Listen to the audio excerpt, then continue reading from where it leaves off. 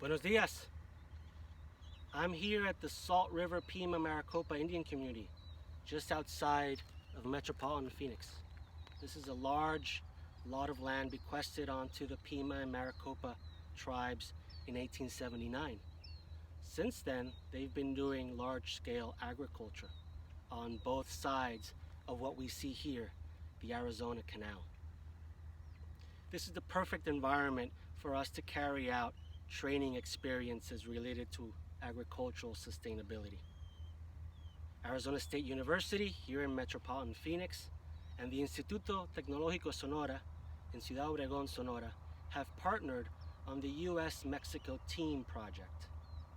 This is a training in the environment, agriculture, and management as applied to agricultural economic activities of both locations.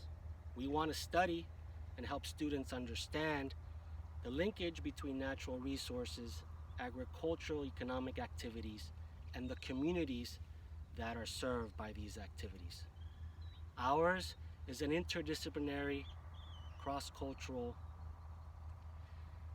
and resource-driven project where we're trying to compare and contrast two areas across the US-Mexico border where agriculture is done in one of the hottest places on Earth, the Sonoran Desert.